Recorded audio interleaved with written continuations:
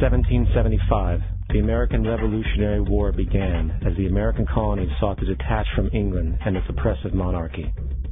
Though many reasons are cited for the revolution, one in particular sticks out as the prime cause: that King George III of England outlawed the interest-free, independent currency the colonies were producing and using for themselves, in turn forcing them to borrow money from the Central Bank of England at interest, immediately putting the colonies into debt. And as Benjamin Franklin later wrote, the refusal of King George III to allow the colonies to operate an honest money system which freed the ordinary man from the clutches of the money manipulators was probably the prime cause of the revolution. In 1783, America won its independence from England. However, its battle against the central bank concept and the corrupt, greed-filled men associated with it had just begun. So what is a central bank? A central bank is an institution that produces the currency of an entire nation. Based on historical precedent, two specific powers are inherent in central banking practice: the control of interest rates and the control of the money supply, or inflation. The central bank does not simply supply a government's economy with money, it loans it to them at interest. Then, through the use of increasing and decreasing the supply of money, the central bank regulates the value of the currency being issued.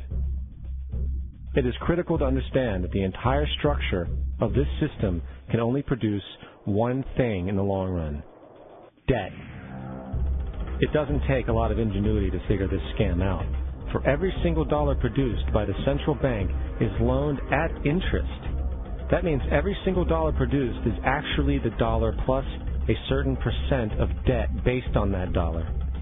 And since the central bank has the monopoly over the production of the currency for the entire country, and they loan each dollar out with immediate debt attached to it, where does the money to pay for the debt come from? It can only come from the central bank again, which means the central bank has to perpetually increase its money supply to temporarily cover the outstanding debt created, which in turn, since that new money is loaned out at interest as well, creates even more debt. The end result of this system without fail is slavery, for it is impossible for the government and thus the public to ever come out of the self-generating debt. The founding fathers of this country were well aware of this.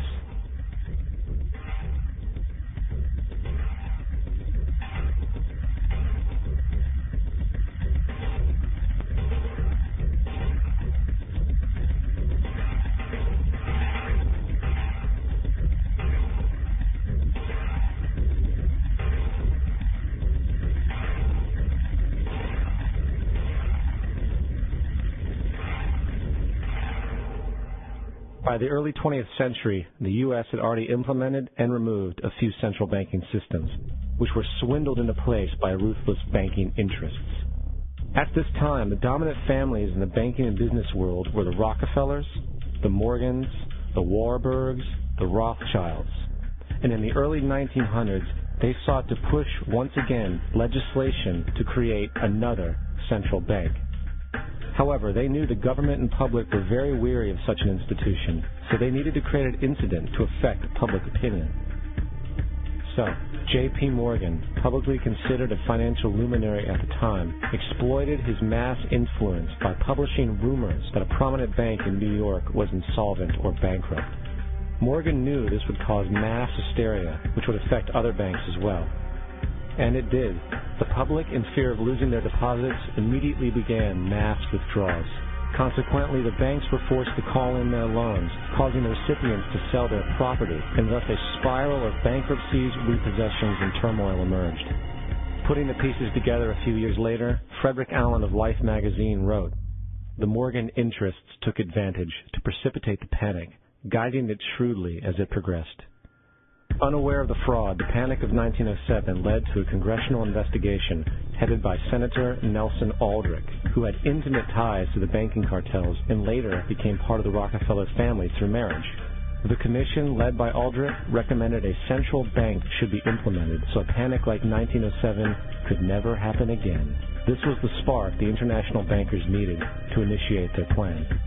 In 1910, a secret meeting was held at a J.P. Morgan estate on Jekyll Island off the coast of Georgia. It was there that the central banking bill called the Federal Reserve Act was written. This legislation was written by bankers, not lawmakers. This meeting was so secretive, so concealed from government and public knowledge that the 10 or so figures who attended disguised their names when en route to the island.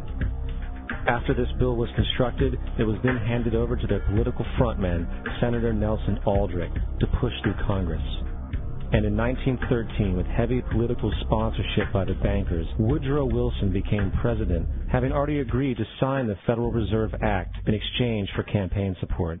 And 2 days before Christmas, when most of Congress was at home with their families, the Federal Reserve Act was voted in, and Wilson in turn made it law. Later, Woodrow Wilson wrote, in regret,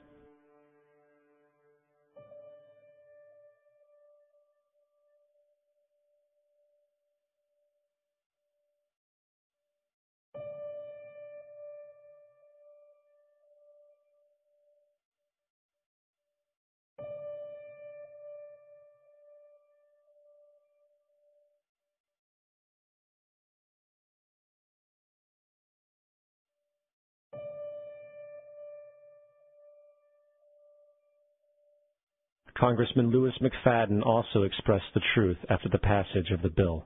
A world banking system was being set up here, a superstate controlled by international bankers, acting together to enslave the world for their own pleasure. The Fed has usurped the government. Now, the public was told that the Federal Reserve System was an economic stabilizer, and inflation and economic crises were a thing of the past. Well, as history has shown, nothing is further from the truth. The fact is, the international bankers now had a streamlined machine to expand their personal ambitions. It's alive! It's alive! It's alive! For example, from 1914 to 1919, the Fed increased the money supply by nearly 100%, resulting in extensive loans to small banks and the public. Then, in 1920, the Fed called in mass percentages of the outstanding money supply, thus resulting in the supporting banks having to call in huge numbers of loans, and, just like 1907, bank runs, bankruptcy, and collapse occurred. Over 5,400 competitive banks outside of the Federal Reserve System collapsed, further consolidating the monopoly of the small group of international bankers. Privy to this crime, Congressman Lindbergh stepped up and said in 1921, "Under the Federal Reserve Act, panics are scientifically created. The present panic is the first scientifically created one, worked out as we figure a mathematical equation." However, the panic of 1920 was just a warm-up. From 1921 to 1929, the Fed again increased the money supply, resulting once again in extensive loans to the public and banks. There was also a fairly new type of loan called a margin loan in the stock market. Very simply, the margin loan allowed an investor to put down only 10% of a stock's price, with the other 90% being loaned through the broker. In other words, a person could own $1,000 worth of stock with only $100 down. This method was very popular in the roaring 1920s, as everyone seemed to be making money in the market. However, there was a catch to this loan. It could be called in at any time and had to be paid within 24 hours. This is termed a margin call, and the typical result of a margin call is the selling of the stock purchased with the loan. So, a few months before October in 1929, J.D. Rockefeller, Bernard Baruch, and other insiders quietly exited the market. And on October 24, 1929, the New York financiers who furnished the margin loans started calling them in masse. This sparked an instantaneous, massive sell-off in the market, for everyone had to cover the margin loans. It then triggered mass bank runs for the same reason, in turn collapsing over 16,000 banks, enabling the conspiring international bankers to not only buy up rival banks at a discount, but to also buy up whole corporations at pennies on the dollar. It was the greatest robbery in American history. But that didn't stop there. Rather than expanding the money supply in order to recover from this economic collapse, the Fed actually contracted it, fueling one of the largest depressions in history. Once again outraged, Congressman Lewis McFadden, a longtime opponent of the banking cartels, began bringing impeachment proceedings against the Federal Reserve Board, saying of the crash and depression, "It was a carefully contrived occurrence. International bankers sought to bring about a condition of despair so that they might emerge the rulers of us all." Not surprisingly, and after 2 previous assassination attempts, McFadden was poisoned at a banquet before he could push for the impeachment.